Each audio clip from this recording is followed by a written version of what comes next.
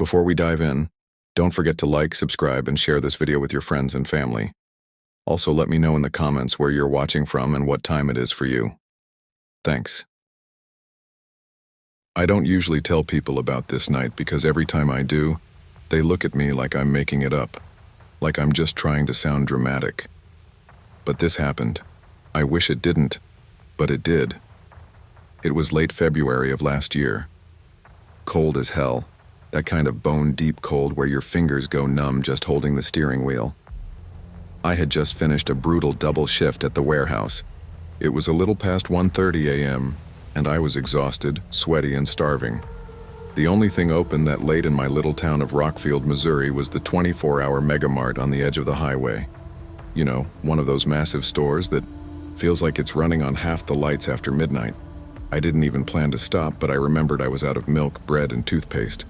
I figured, screw it. I'll just get it now so I don't have to in the morning. When I pulled into the parking lot, the place was almost completely empty. Just a handful of cars scattered under the flickering yellow lights. The store looked eerie from the outside. Half the neon letters were burnt out, so the sign just said, Mega AT. I parked under one of the working lamps, grabbed my hoodie, and headed in. The automatic doors slid open with that slow, tired sound, and a blast of warm air hit my face. Inside, it was dead quiet. No music, no chatter, just the faint hum of the freezers and the squeak of my shoes on the shiny floor. There were maybe 3 other people in the entire store: an older woman pushing a cart of cat food, a stock boy restocking cereal, and a guy in a red hoodie pacing near the electronics section talking to himself. I didn't think much of it. Weird things happen at 2 a.m. I grabbed a basket and started with the groceries. I was halfway through the aisles when I felt my phone buzz. A text from my sister. "You alive? Mom said you're working late again." I smiled, texted back a quick, "Yeah, just grabbing stuff at Mega Mart. Go to sleep, LOL," and tossed the phone into my hoodie pocket. As I moved toward the back of the store to get yogurt, I noticed something strange.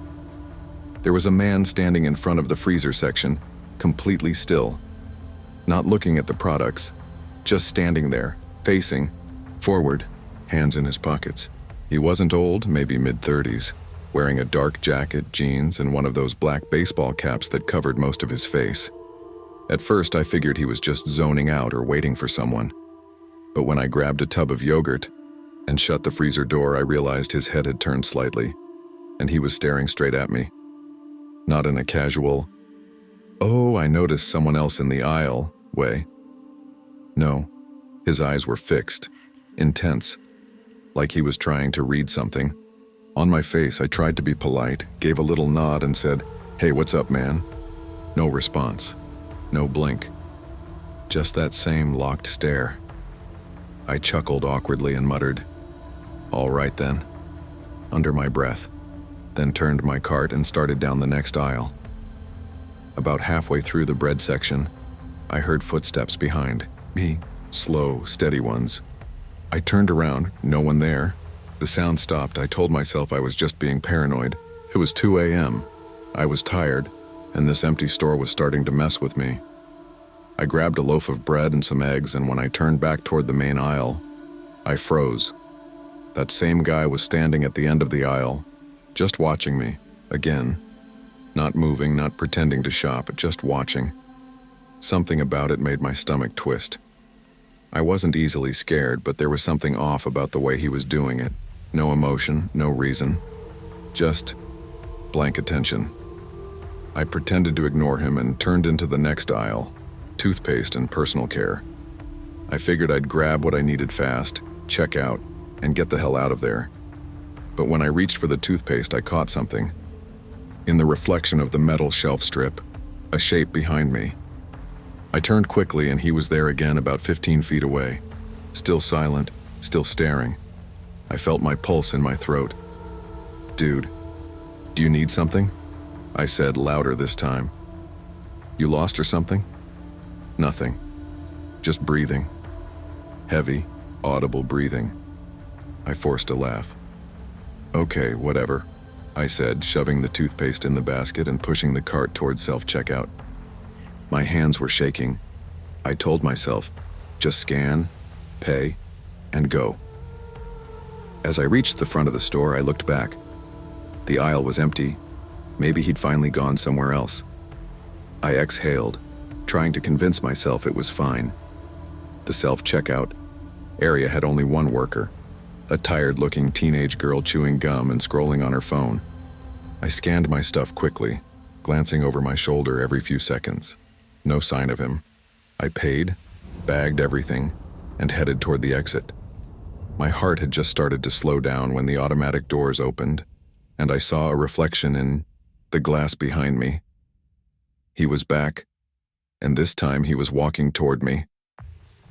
I pushed the doors open and stepped into the freezing air, clutching my bags tighter. My car was about 6 rows down. I tried not to look like I was running, but my pace kept picking up. I could hear his shoes on the asphalt behind me. Crunch, crunch, crunch, matching my steps. I reached my car, fumbling with the keys. The bag swung against my leg, one of them tearing open and spilling groceries onto the ground. I cursed, bent down trying to scoop up what I could, and then I heard it, footsteps, getting faster, running. I looked up. The man was sprinting straight at me. "Hey," I shouted, fumbling for my car handle.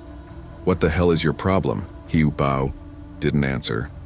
Just that crazed, wide grin spreading across his face as he got closer. My key slipped from my hand, clattering to the pavement. I dove down to grab it, my breath shaking, hands trembling. By the time I jammed the key into the lock and threw myself into the driver's seat, he was right there, slamming his hands on the window so hard the glass rattled. I screamed, twisting. The key, the engine roaring to life. His face was inches from mine. Pale skin, cracked lips, eyes too wide, that same awful smile. He mouthed something, I couldn't hear it, just his lips moving. "I know you." I floored it. The car lurched forward and I tore out of the parking lot, heart pounding so hard it hurt. In the rearview mirror, I saw him standing there, watching me drive away. His grin fading slowly until his face was blank again. I didn't stop until I got home. I sat in my driveway for nearly 10 minutes, just breathing, hands gripping the wheel so tight my knuckles were white. When I finally went inside, I called the Rockfield police. They said they'd send a car to check the store cameras in the lot, but when they called me back the next day, they said no one fitting that description showed up on the footage. I told them that wasn't possible, that he followed me, ran at me, hit my window. The dispatcher just said, "Maybe it was someone who didn't want to be on camera, sir. Happens more than you think." For days, I couldn't shake it. Every noise outside, every creak in the hallway, I jumped. I even stopped shopping late at night altogether. Then, about 2 weeks later, I went back to Megamart in the daytime. I wanted to prove to myself that it was just a weird encounter, nothing more. But when I walked down the same freezer aisle, I saw something that made me freeze. Taped to the wall near the back was a missing person flyer. The photo showed a man, mid-30s, dark jacket, black cap, smiling next to a woman and a little girl. The name underneath, Jeremy Cole. Missing since January 12th, 6 weeks before the night I saw him. I stared at it for a long time, my stomach turning. I showed the flyer to the cashier and asked, "Who put this up?" She shrugged. "The wife comes in every couple weeks. Says he just vanished. Car found near the highway." I felt the air leave my lungs. I didn't say anything else and just walked out. That night I couldn't sleep.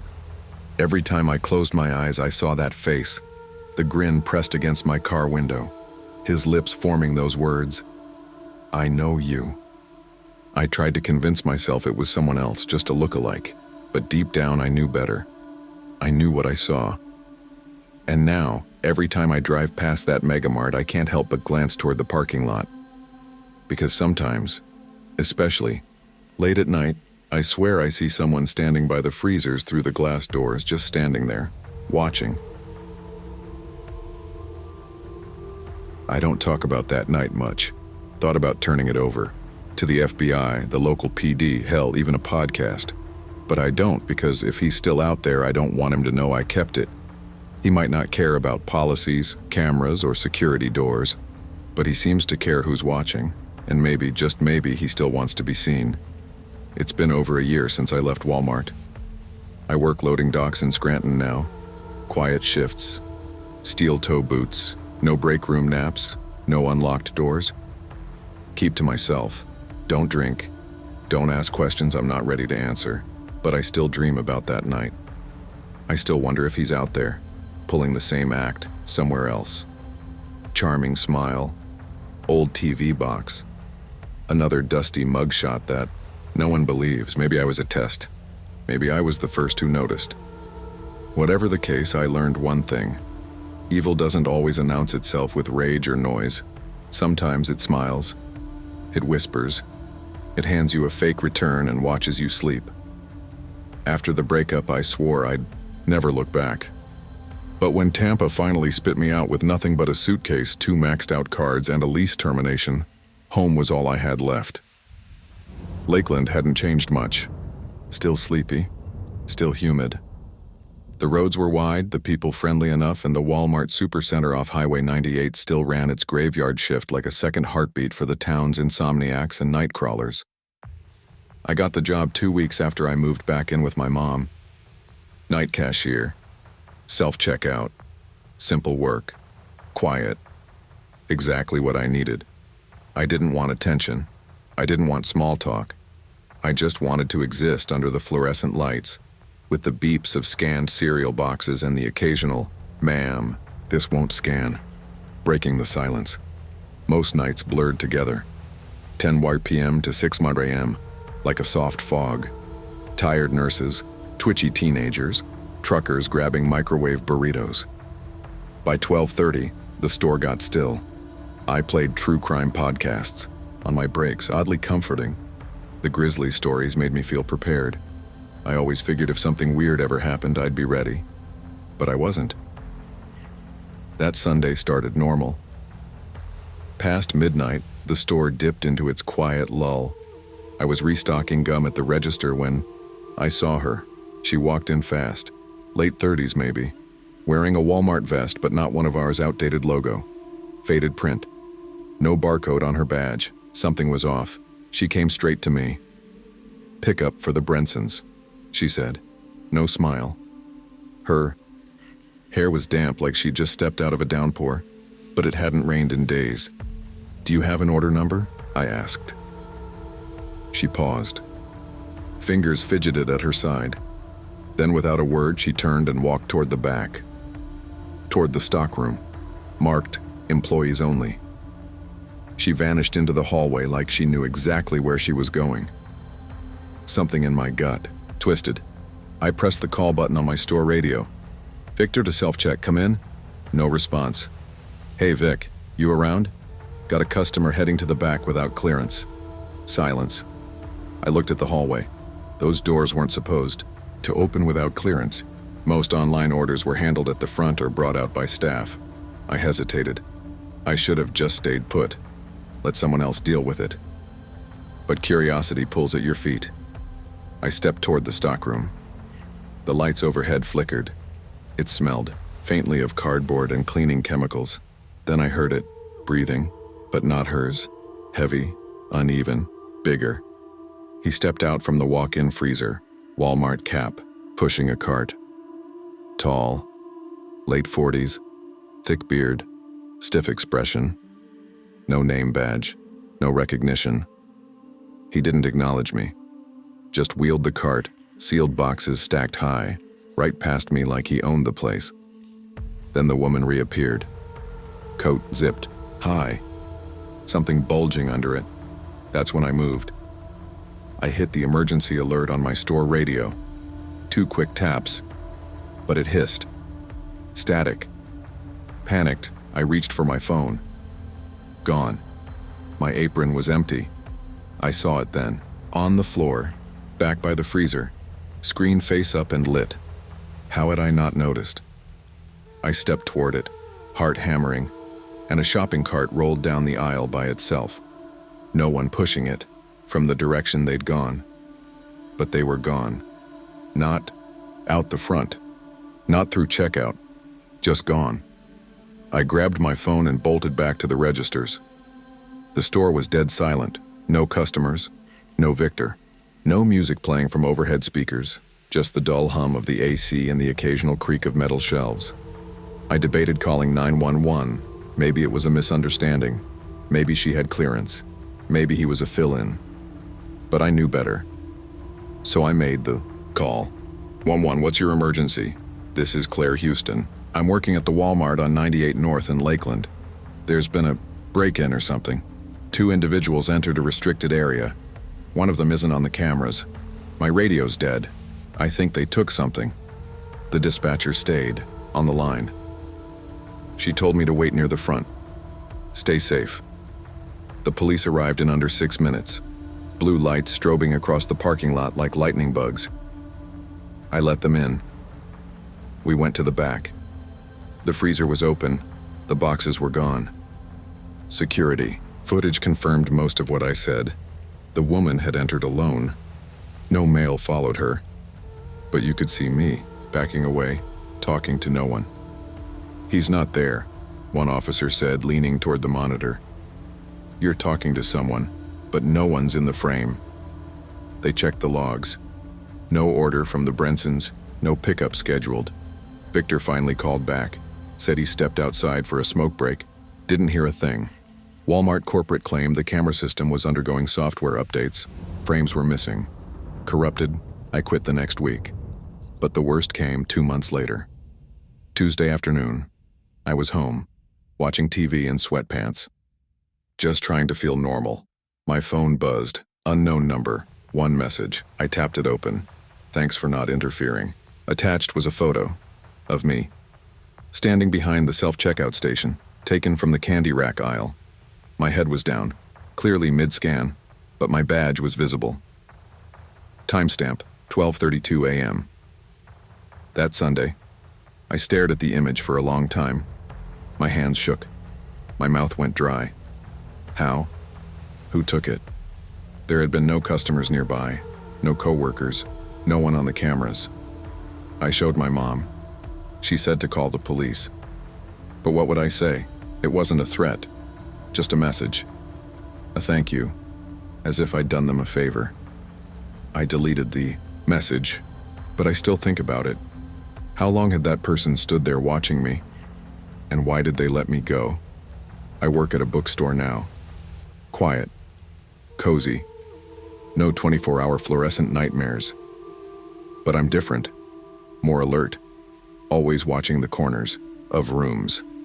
I don't wear earbuds in public. I keep my phone clipped to my belt. I lock my bedroom door at night. Even at home. Sometimes I dream about that night. But the dreams always change. The man in the cap becomes faceless. The woman walks backward through the store. The carts move on their own, clattering down empty aisles. Other times, it's the smell of cold air and cardboard that wakes me, like the freezer was never closed. One night I drove past that Walmart again. I don't know why. The parking lot was mostly empty, except for one thing, a cart. Near the garden center, full of sealed boxes. No one nearby. I didn't stop. I didn't want to know. Trust your instincts.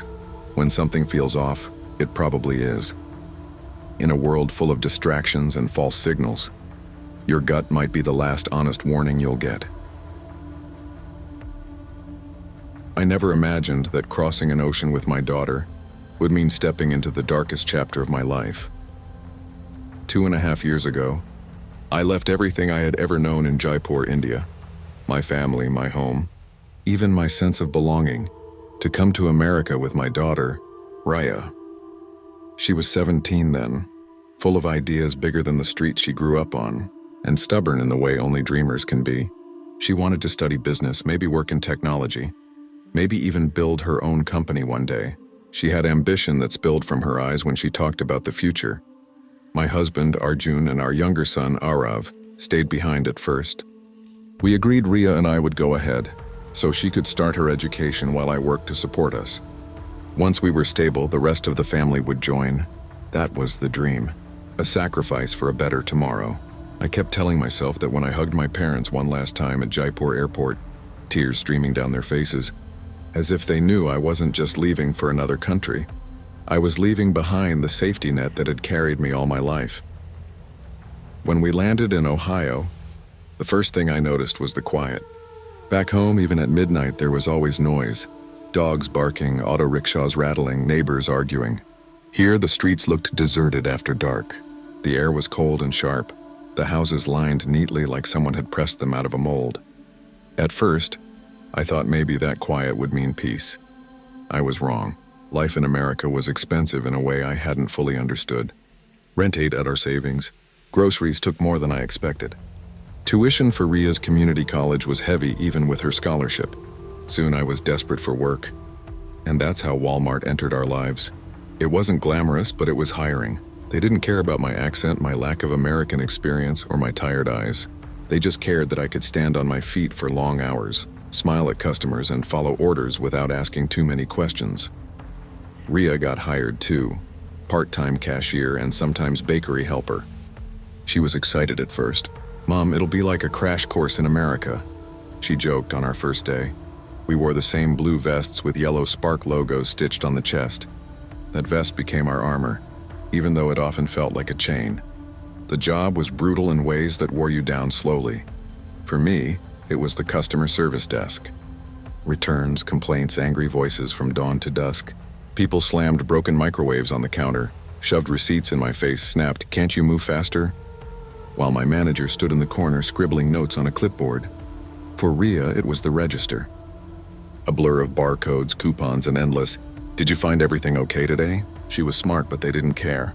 Training was minimal. When the bakery manager pulled her in to help with bread and cakes, she barely knew where anything was before being left alone with timers beeping, ovens roaring, and impatient supervisors telling her to hurry up. Still, we held on to one ritual that kept us sane. Lunch together at 1 p.m. in the break room. We'd bring tiffins from home, roti rolled with aloo, leftover dal, sometimes rice with pickle. The smell always made the other workers glance at us, some wrinkling their noses, others asking what it was. We didn't care. For 30 minutes, the fluorescent lights, the barking managers, the noise, it all faded. It was just me and my daughter sharing food, reminding ourselves who we were. On cold mornings when we trudged through ice toward the bus stop, she'd squeeze my hand.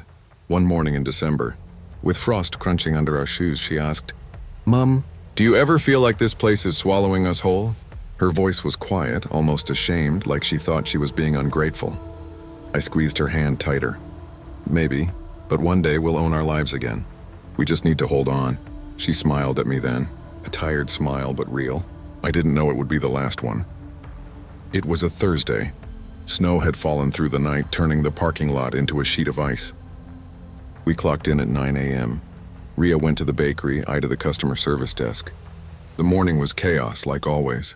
A man yelling because his toaster didn't toast evenly. A woman demanding a refund for a vacuum she'd clearly used for months. The only thing that kept me steady was the thought of lunch at 1 at 12:55. I grabbed my tiffin and went to the break room. I sat in the corner like always, unwrapping paratha and checking my phone. 158. Any moment she'd walk in. 1:05. Nothing. I frowned and texted her, "Me. Beta, I'm in the break room." "Where are you?" No reply. I called. The phone rang and rang, then voicemail. By 1:25, my break was almost over. My chest felt tight. I told myself maybe she'd gotten stuck with a customer or the bakery manager wouldn't let her go. I shoved my phone away and returned to my desk. But something gnawed at me. Every time I looked toward the bakery, I expected to see her. She never appeared. When my shift ended at 5, I hurried to the front doors, our usual meeting spot. She wasn't there. My hands shook as I searched the aisles, the restrooms, the stockroom, the parking lot. Nothing. Near the bakery, I noticed a group of co-workers leaning against the wall, whispering and laughing. Their laughter stopped when they saw me. I marched up, my throat dry. "Where's my daughter?" "Ria. She was working here today." A boy with pimples shrugged. "No idea," a girl smirked. "Maybe she went home early. Isn't it 5 already?" Something in their faces was wrong. Cruel. Like they knew something I didn't. I pulled out my phone, dialed 911 with trembling fingers. 2 officers arrived quickly. Managers tried to brush them off. Everything's fine. We can't disrupt business. Customers will panic. The officers ignored them. They turned to me, listened as I explained, then began searching. When we reached the bakery, one officer pointed to a steel door near the industrial ovens. "What's behind that?" My stomach dropped. That's the walk-in oven. Open it. Please." My hand shook as I gripped the handle. The blast of heat hit me like a wave. Inside, on the blackened tray, was my daughter. Her body twisted, burned, broken. The scream that tore from my throat wasn't human. I fell to the floor, clawing at the tiles, begging for it not to be real. They pulled me back, but my eyes wouldn't leave her. The oven controls were on the outside. The door couldn't lock from within. She hadn't put herself there, someone had done it to her. In the days that followed, grief hollowed me out. I sat in our small apartment, staring at her half-finished homework, her scarf draped over a chair, her coffee mug still on the counter. At night, I woke convinced I heard her whisper "Mum" from the hallway. When Arjun and Arav arrived from India, they found me broken. Arjun held me as I sobbed, whispering, "We'll fight for her. We'll get justice." But justice was a word that didn't mean much here. Walmart moved quickly to protect itself. Managers spoke carefully, their words cold and rehearsed. "We're cooperating with the investigation. We're heartbroken by this tragedy." But I saw the truth in their eyes. They just wanted it buried. The police questioned staff, but suddenly everyone was silent. Those smirking kids denied everything. The managers claimed they saw nothing. Local media reported it briefly. "Employee found dead in Walmart bakery incident." A couple of paragraphs. No outrage. No follow-up. Just another disposable story. But in our neighborhood, whispers grew. That poor Indian girl. The mother found her. Walmart doesn't care. At night I sat awake, my grief hardening into rage. I knew what had happened. They locked her inside. They laughed while she screamed. And they thought no one would fight for her. They were wrong. Ria was not just an employee. She was my daughter, my hope, my reason for crossing an ocean. And I will not let her be forgotten under fluorescent lights and corporate silence. One way or another, I will drag the truth into the light, even if it destroys me.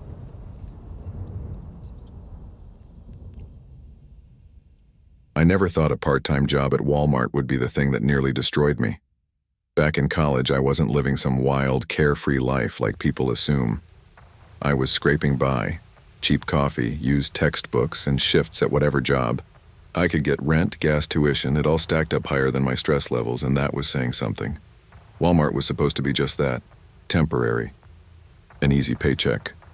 Something I could do late nights after classes and still have mornings free to study. At least, that was the logic. Looking back now, it feels like I signed myself into a nightmare that had been waiting for me the moment I put on that blue vest. My name's Clara Dawson, though back then everyone just called me Claire. I was 19 when this happened. I was living in a rundown apartment in Brookfield, Indiana, with my best friend and roommate, Naomi Clark. She worked at a coffee shop near campus while I took the graveyard shift at Walmart. She used to joke, "One day you're gonna come home with a haunted toaster or something, Claire. That store feels cursed after midnight." I'd laugh it off, but she wasn't completely wrong. It was a Friday night in October, cool air rolling in and the trees already bare. I'd been planning to stay in, curl up with my criminal justice notes, maybe reward myself with a late-night milkshake run. But my phone buzzed, and of course it was Mr. Pritchard, the night manager. "Pritchard. Clara, it's Pritchard. We need you in tonight." Kim didn't show up. Me. "I've got classwork, sir. Can't someone else?" Pritchard. "It's dead in here. Just come in for a few hours, help us close. That's all I'm asking." Me, sighing. "All right. Give me an hour. That's how it always went. Someone flaked and they knew I'd cover. Guilt's a hell of a motivator when you're 19 and terrified of being seen as unreliable."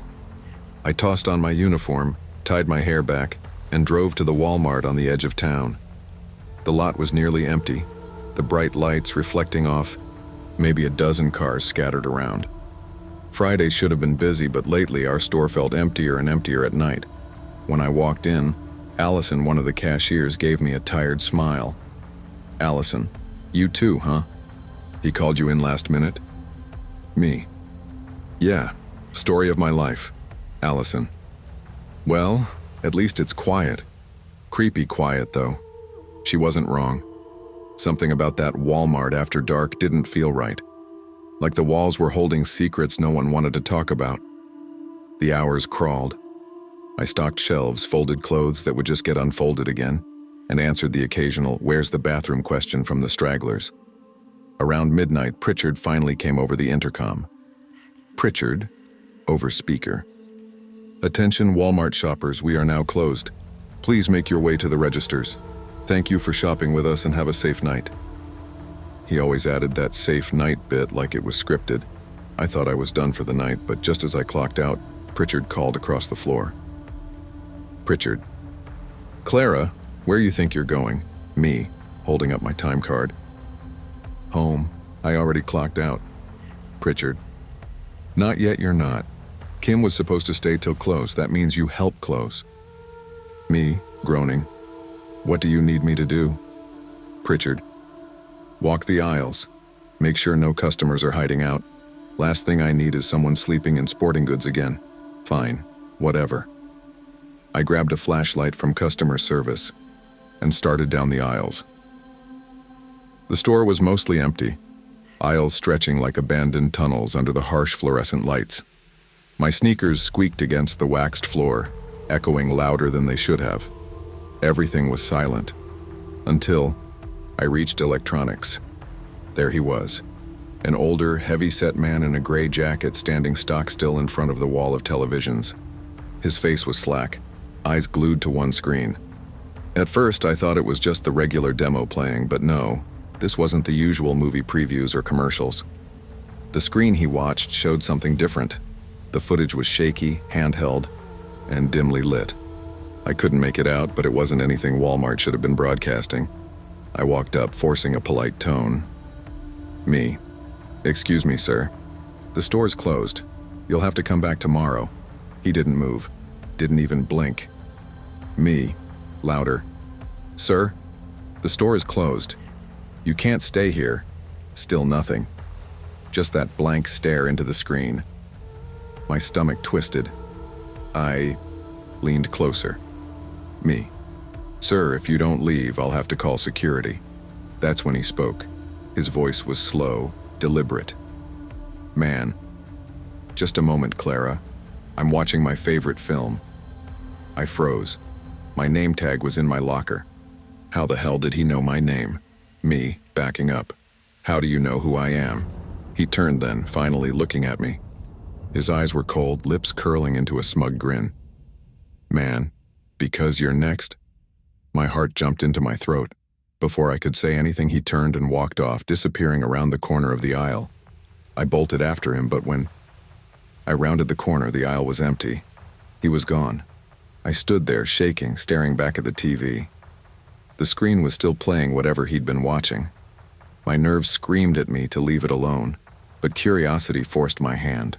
I reached behind the TV and felt the DVD tray. Popping it open, I found a disc inside. Not a store demo, but a blank silver disc with a date scrawled on it in black Sharpie, just 2 days prior. I slipped it into my vest pocket, shut down the display, and got the hell out of electronics. That night, when I finally made it back to my apartment, I should have just gone to bed. But the disc burned in my pocket like it was alive. Naomi was asleep in her room, so I slid the disc into my old DVD player. The screen flickered, and what I saw made my blood run cold. It wasn't a movie. It was real. The footage showed people, young women, tied up, gagged, terrified. They weren't actors. I recognized them. They were Walmart employees. Kim, Allison. Girls I thought had quit or stopped showing up. The man from electronics recorded himself torturing them. Hours of cruelty, ending with executions too horrifying to describe. The camera lingered on their suffering, savoring it, and then, near the end, there she was. Miriam Scott, another co-worker who'd been no call, no show for weeks. Her eyes stared into the lens, wide and pleading, muffled screams choked by duct tape. The footage cut to black. I dropped the remote, my whole body shaking. My breath came in shallow gasps. He'd filmed them. He'd killed them. And he'd played this in Walmart. He knew my name. I didn't sleep that night. Every sound outside my window made me jump. At dawn, I called out of work. Then I called the police. 2 officers came, took the disc, and listened to my story. They assured me they'd look into it. But weeks passed, and nothing came of it. No arrests, no news. Not even a call back. I quit Walmart the next day, no notice given. I didn't care. I couldn't step foot in that place again without feeling like his eyes were on me. 15 years later, I still think about that man, the disc, the way he knew my name.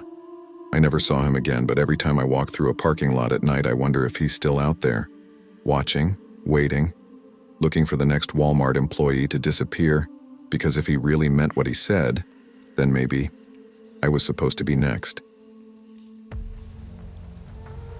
I never thought working at a Walmart in a small town could mess with my head the way it did.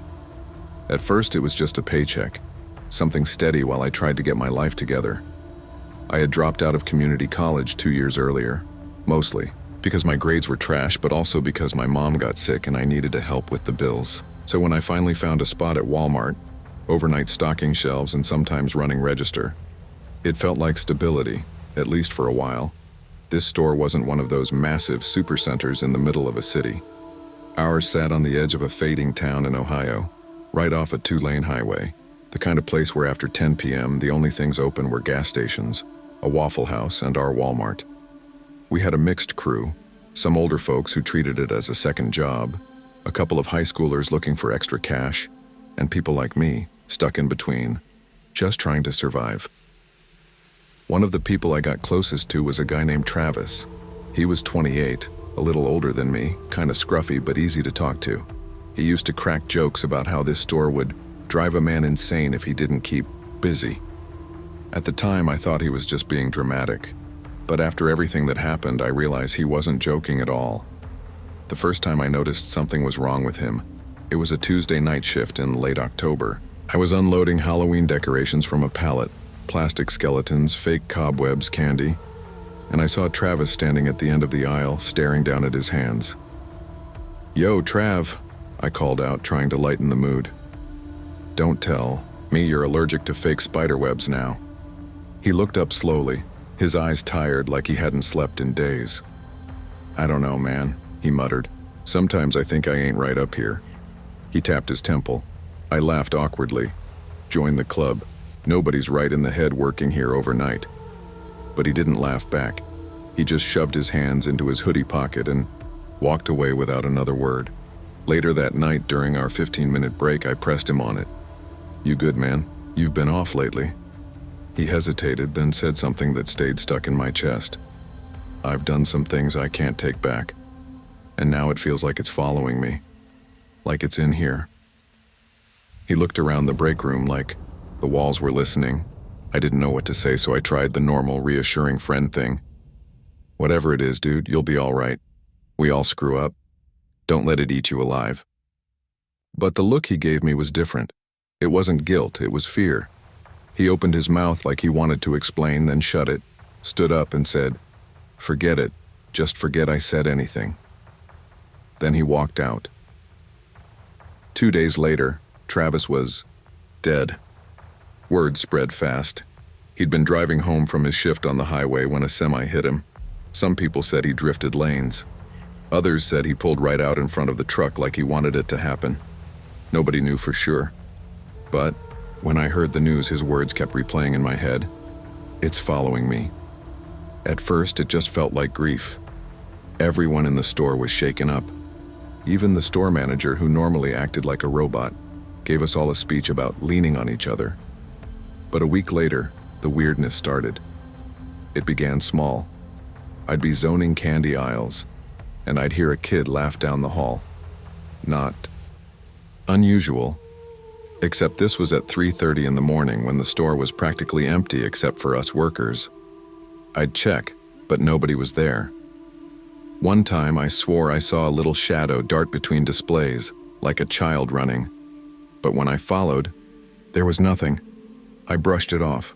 Stress, fatigue, lack of sleep. That's what I told myself. But one night, standing at register 9, I couldn't brush it off anymore. It was around 2 a.m., quiet, just a couple customers trickling in. A middle-aged guy buying groceries, a young woman picking up baby formula, the usual late-night crowd. Then I noticed a boy, maybe 8 years old, standing at the end of the belt. He wasn't with anyone, just standing there watching me. "Hey, buddy," I said, scanning items.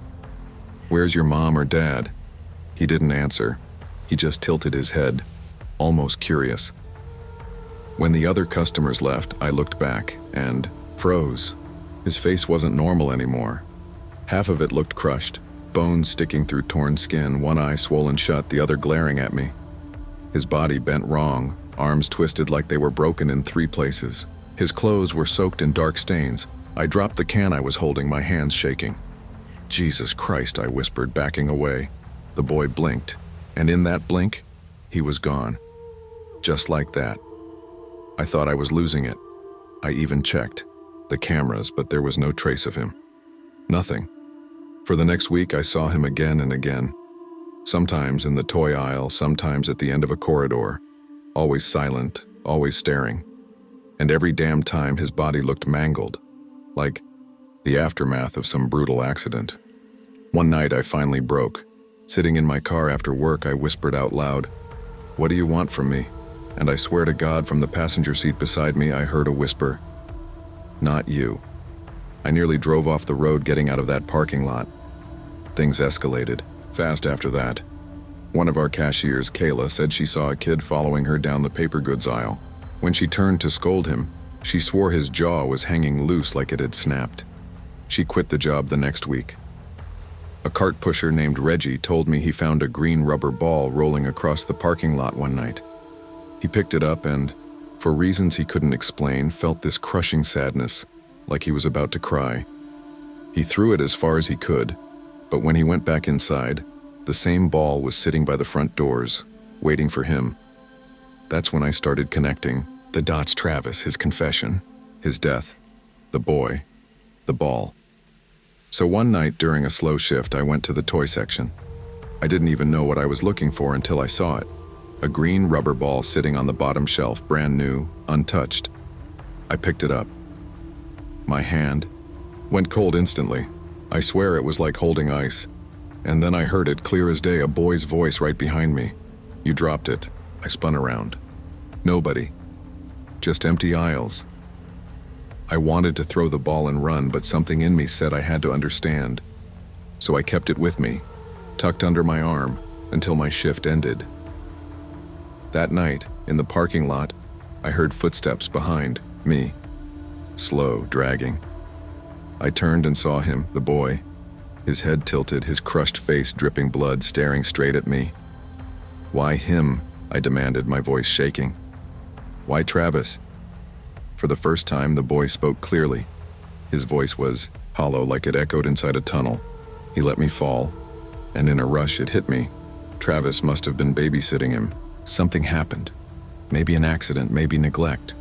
But the boy blamed him. "Then why are you haunting me?" I asked. He lifted a twisted hand and pointed at the ball. "You carry me now." That's when I realized it. Whoever held the ball carried him. I dropped it right there in the lot and backed away. The ball rolled slowly toward me like it wanted to follow. I bolted into my car and peeled out, leaving it behind. The next morning I came back to work, heart pounding, dreading what I'd find. And sure enough, there it was, sitting at the entrance doors like it had been waiting all night. I quit Walmart 2 weeks later. I couldn't take it anymore. Sleep was impossible, paranoia ate at me, and every time I closed my eyes, I saw that boy's ruined face. I don't know what happened to the ball after I left. Maybe it's still there, sitting in the toy aisle. Maybe someone else picked it up thinking it was just another cheap toy. But sometimes, late at night, when I drive past the store on that dark Ohio highway, I swear I see a kid standing by them, glass doors, holding a green rubber ball, waiting for someone new to carry him, and I always keep driving. I never thought a trip to Walmart would change the way I look at people forever. I mean, really, who thinks about that? For me, Walmart was just routine. I'm 32, divorced, raising my 10-year-old daughter, Sophie, in the quiet suburbs of Aurora, Colorado. My life was a loop of remote work, reheated dinners, and Target or Walmart runs every other night. Nothing thrilling. Nothing dangerous. That Thursday was no different. At least it shouldn't have been. The sky was overcast, heavy with that late summer humidity that clings to your skin even when you're in air conditioning. I'd just finished my shift around 4:15 p.m., exhausted from Zoom calls that all could have been emails. Sophie had spent the afternoon drawing at the dining table. She's into animals and sketching horses lately. And when I told her we needed groceries, she perked up. Can we go to the big Walmart, Dad? The one with the book section? She asked, eyes wide. I smiled. Yeah, sure, kiddo, you can look, but we're not buying another coloring book, okay? We still have 3 half-finished ones. She nodded quickly, grinning like she already knew I'd cave. We pulled into the Walmart off Quincy Road a little before 5. The parking lot shimmered under the low sun, heat radiating off the asphalt. Families were coming and going, carts clattering. The air smelled faintly of rubber and fried food from the McDonald's inside. Inside, the familiar whoosh of the sliding doors hit, a mix of cold air and the faint scent of detergent and plastic. Sophie darted ahead, skipping every other tile on the floor. I grabbed a cart, checked my list on my phone, and followed. Stay close, yeah? Don't wander too far. Promise, she called, already veering toward the toy section. I sighed, half smiling, and let her go for a few minutes while I headed toward produce. I wasn't worried. It was 5 p.m., the store was busy, safe. I loaded apples, milk, and some bread into the cart, then made my way toward the back. As I turned into the cereal aisle, I caught sight of Sophie a couple aisles away, crouched near the bottom shelf, comparing 2 Barbie boxes like it was a life-or-death decision. That's when I noticed him. A man, maybe late 40s, standing at the opposite end of the same aisle. Nothing unusual about him at first glance. Gray hoodie, jeans, baseball cap pulled low. But something about his stillness caught my eye. He wasn't shopping, no cart, no basket. Just standing there, staring down at a rack of Hot Wheels like he forgot what to do next. I brushed it off.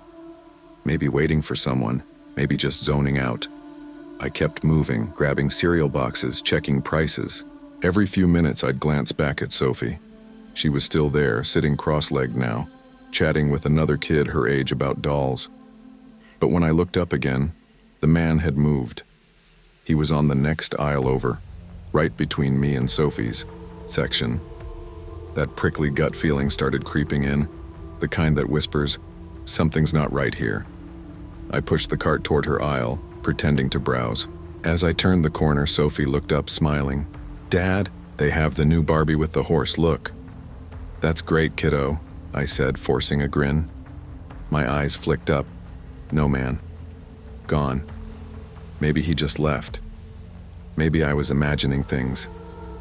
We moved on, frozen foods, then snacks, then drinks. And each time it felt like he was there. Always 1 or 2 aisles behind us, pretending to look at things. No cart, no items, just drifting. Sophie noticed my silence after a while. You okay, Dad?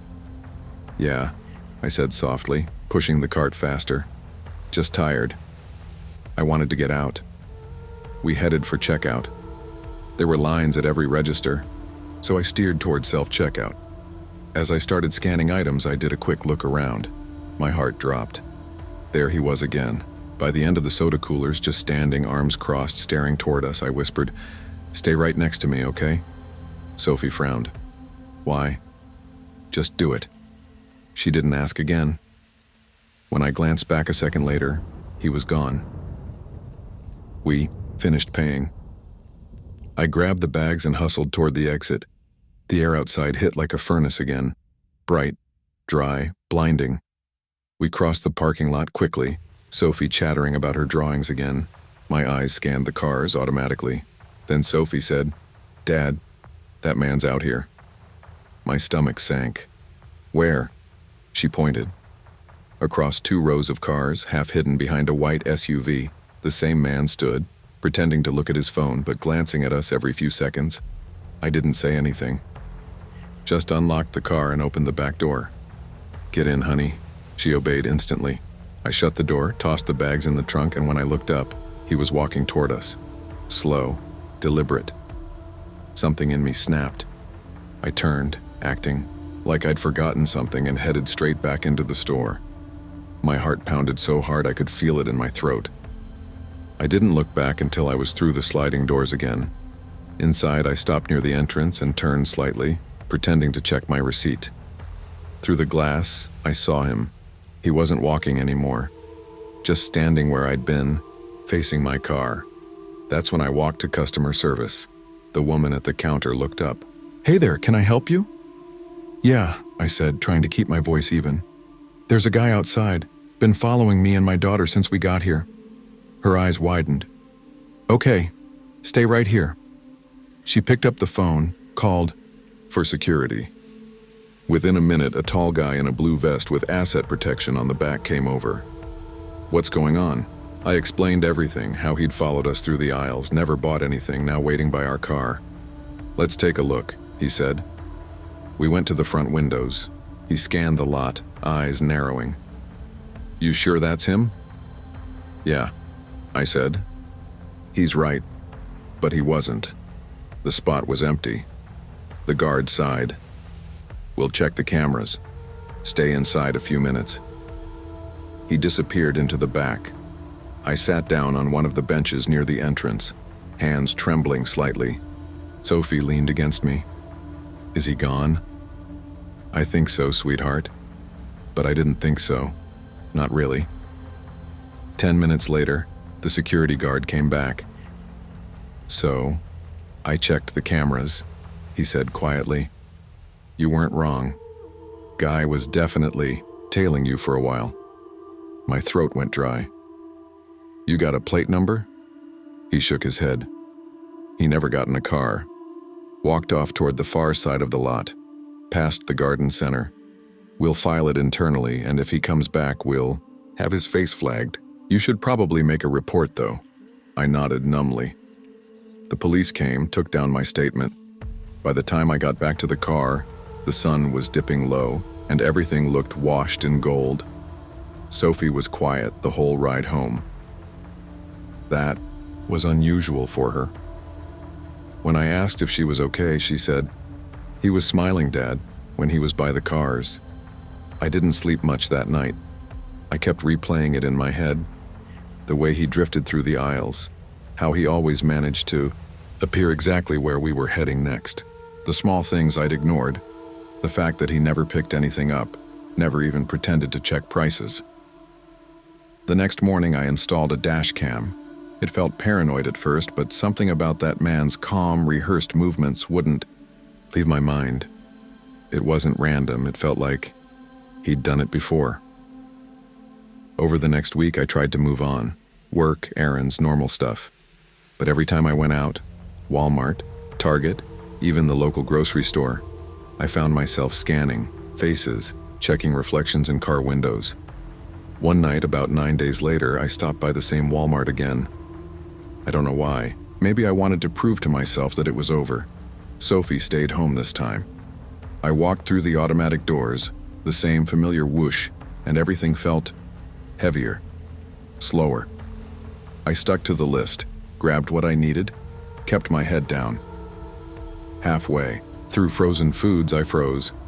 There, by the glass doors of the ice cream section, was a man in a gray hoodie, different jeans. No hat this time, but I knew. He looked at me once, just once, and smiled faintly, like he was acknowledging me. I didn't finish shopping. I left everything in the cart and walked straight out. When I got to my car, there was a note tucked under my windshield wiper. Just a crumpled receipt with handwriting scrawled in blue ink. "You shouldn't come alone." My hands shook so badly I couldn't even start the car at first. I drove straight to the police station.